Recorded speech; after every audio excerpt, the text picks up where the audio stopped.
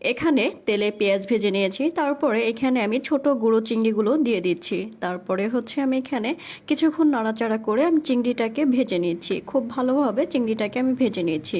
চিংড়িটা যখন ভাজা হয়ে যাচ্ছে তারপরে হচ্ছে আমি এখানে সামান্য পরিমাণ পানি দিয়ে দিয়েছি।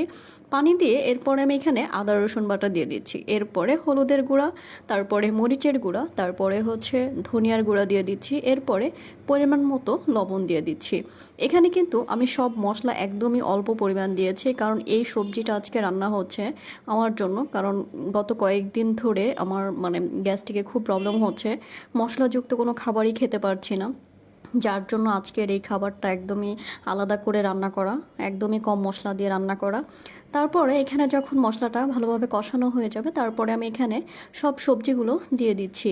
এখানে হচ্ছে কাঁচা কলা, তারপরে মিষ্টি কুমড়া আর একটা আলু দিয়েছি।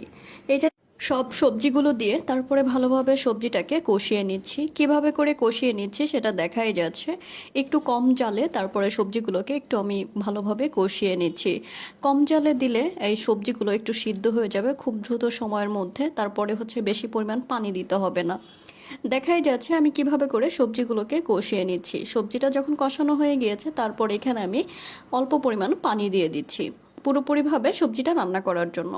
এই যে আমার হচ্ছে সবজি রান্না হয়ে গিয়েছে, খুব সুন্দর লাগছে।